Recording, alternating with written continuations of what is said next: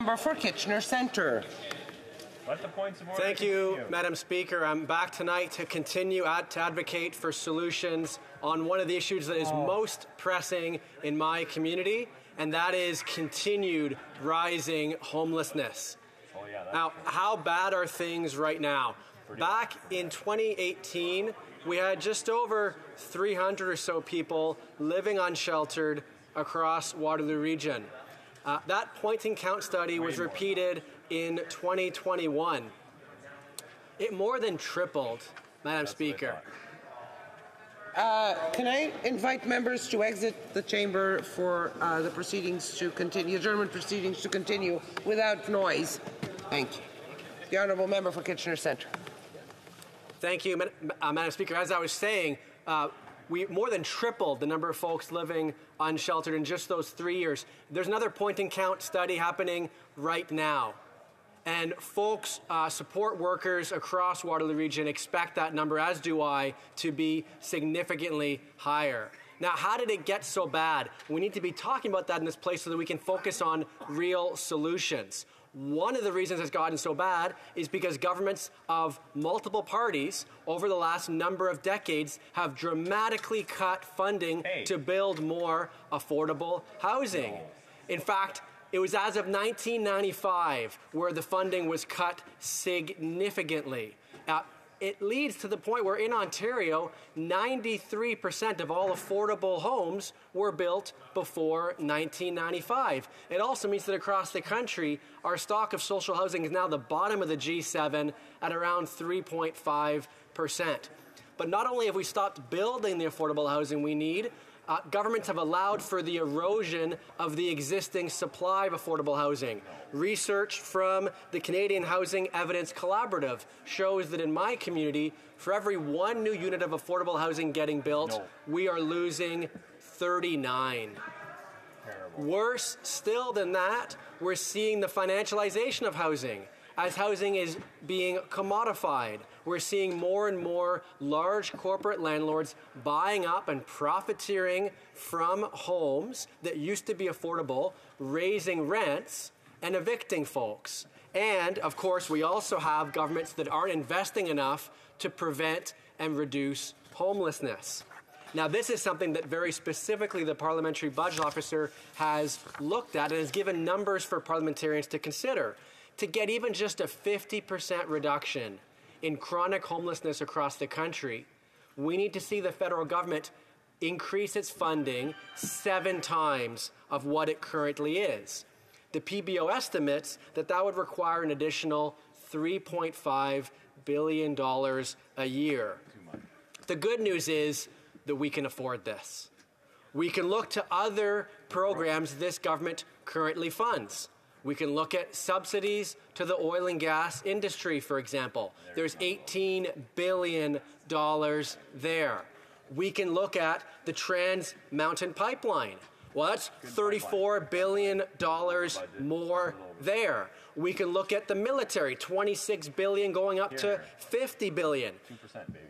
All we need here is just $3.5 billion for unsheltered folks. We can look to move dollars to those who need it the most. My question tonight is, will this government do better by those living unsheltered and commit the funds we need to close this gap? No.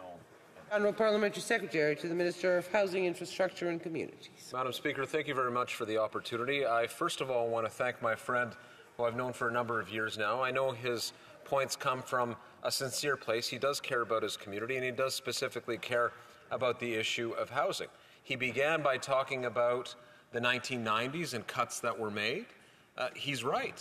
Previous governments, Liberal and Conservative, let down the country when it comes to the issue of housing. This government has sought to do something quite different by being the first government really in a generation to understand that there is a federal role with respect to affordable housing. He mentions also the Parliamentary Budget Officer. That's very good. He mentions the report specifically of the Parliamentary Budget Officer.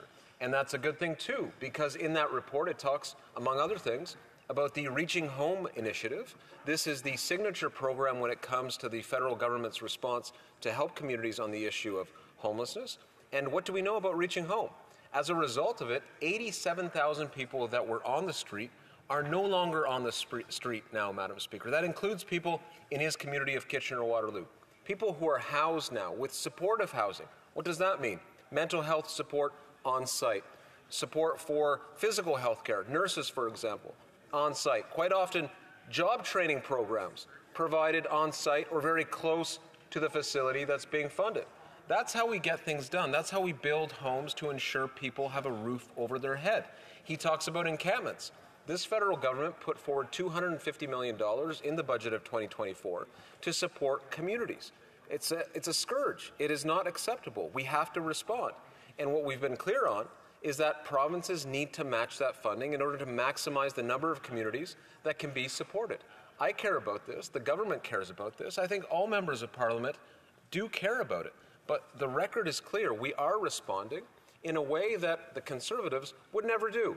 They talk about cuts. In fact, they presented what they call a housing plan, little more than something written on the back of a napkin that the Leader of the Opposition put forward in a private member's bill that doesn't talk about homelessness at all. There is more to do, Madam Speaker. We are committed to that kind of a vision of social justice, and we will get it done. The honourable member for Kitchener Centre. Madam Speaker, first of all, the Parliamentary Secretary makes important points, and I hope I made it clear in my speech. It's not that this government is doing nothing. In fact, they have increased funding to reduce homelessness across the country. The reality is right now is that the result is over the last number of years, we've tripled the number of folks living on shelter. And so the results in my community means that more folks are hurting, are living on the streets, and we haven't seen the results of that funding. And so, Madam Speaker, my question remains to the member. First of all, does he recognize the reality that in Waterloo Region, we've tripled the number of folks living unsheltered, and will he advocate to step up the funds that have been put on the table to ensure that we get to a point where we achieve the goal we both want, which is to at least cut homelessness in half over the coming years? The Honourable Parliamentary Secretary. I certainly recognize, Madam Speaker, that in that member's community and in my community, there is homelessness. Where it exists, it's unacceptable. We have a responsibility, a moral responsibility, to respond. And yes, this government has made critical investments in that regard, but there's more to do.